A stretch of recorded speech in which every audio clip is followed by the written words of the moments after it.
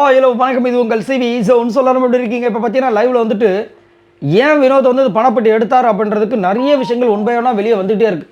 நேற்று நைட்டு வந்து அரோரா வந்துட்டு ஒரு விஷயம் பேசியிருப்பாங்க, அப்படியே அவ்வளோ அழகாக சொல்லியிருப்பாங்க. நான் என்ன அப்படியே குழப்பமாக இருக்கேன், என்ன சொல்கிறேன் அப்படின்போது அப்படி சிரிப்பாங்க. என்ன குழப்புது? இப்போது நான் வந்து பணப்பட்டி எடுக்கிற வச்சுங்க, நீ எடுத்துடலாம்ல. இல்லை நான் எடுக்க மாட்டேன் சொல்கிறேன், எடுத்து வச்சுக்கோங்க. இப்போ எனக்கு இந்த வாரம் பேமெண்ட்டு, இந்த பேமெண்ட்டு அடுத்த வாரம் நான் வந்து கனி எஃப்ஜே வருமா அவங்க கூட வந்துடும், அந்த வாரம் பேமெண்ட்டும் எனக்கு கிடச்சிரும். ஆனால் நான் டிடி ஃபின் பண்ணதுனால இப்போ நான் எடுக்க முடியல. ஆனால் இதை யார் எடுக்க போகிறாங்கன்னு தெரியல. இல்லை யார் வேணால் எடுக்கலாம்ல. ஆமாம் யார் வேணால் எடுக்கலாம், ஆனால் அமௌண்ட் அதிகமாக எடுக்க பஜார் வர அடிச்சிட்டாங்களே, யார் வேணால் எடுக்கலாம். இப்போ பதட்டமாக இருக்குல்ல, நீங்கள் கூட வந்து சொல்லிட்டு எடுத்துக்கலாம். இந்த மாதிரி பேசி பேசி வந்து அவர் ஒரு மாதிரி ஆகிட்டார். ஒன்று காலையில் வந்துட்டு இவருக்கும் வினோத்துக்கும் திவாகருக்கும் சரியான சண்டை. அது திவாகர் தான் ஆரம்பித்து வச்சார், வினோத் ஆரம்பிக்கல.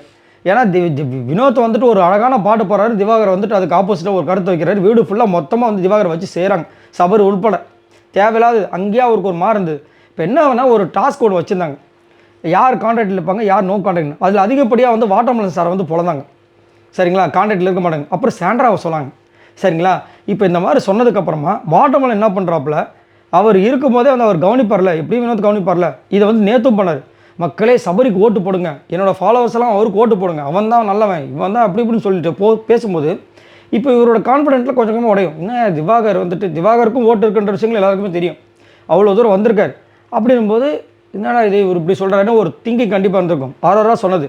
இப்போ கொஞ்ச நேரத்துக்கு முன்னாடி கேமரா முன்னாடி வந்து என்ன பண்ணுறாரு, மக்களே தயவு செஞ்சு சபரிக்கு ஓட்டை போடுங்க, அதேமாதிரி உருவகேலி பண்ணுற இந்த மாதிரி இருக்கிற வினோத்துக்கெல்லாம் ஓட்டு போட்டுறாதீங்க, இஷ்டத்துக்கு பேசுகிறார்.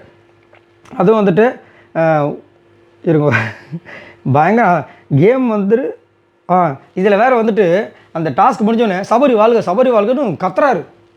என்ன அது சபரி வாழ்கன்னு? ஒரு பக்கம் வந்து சாண்ட்ரா வர்றது சிரிக்கிறாங்க, என்ன சபரி சபரி வாழ்க சபரி வாழ்க. இவருக்கு பக்கு பக்குங்குது. விக்ரம் என்ன சொல்கிறாருன்னா, உனக்கு வந்து கிடைக்கணும் எனக்கு ஒரு டவுட் இருந்துச்சு டைட்டில், ஆனால் இவரால் கண்டிப்பாக கிடைக்காதரா, ஏன்னா இவருக்குன்னு பிடிக்காம ஆட்கள் இருப்பாங்களா, அவங்களாம் உனக்கு அகேன்ஸ்டாக மாட்டாங்க, என்ன பண்ணுவேன் அப்படிலாம் பேசிட்டுங்க. ஆனால் அவர் விடாமல் வந்து கேமரா முன்னாடி வந்துட்டு மக்களே இந்த மாதிரி உருவகேலி பண்ணுற வினோத்துக்கு போடாதீங்க. இப்போ இவர் சொன்னதுனால வினோத்துக்கு வந்துட்டு அந்த மாதிரி வந்து ஓட்டு கிடைக்காம போயிடுவாங்க. ஓட்டு கிடைக்காது, ஏன்னா அவர் சொன்னால் ஓட்டை இது பண்ணுறாங்களோ அப்படின்னு பார்த்தா எத்தனை பேர் சொல்லிட்டு தானே இருக்காங்க.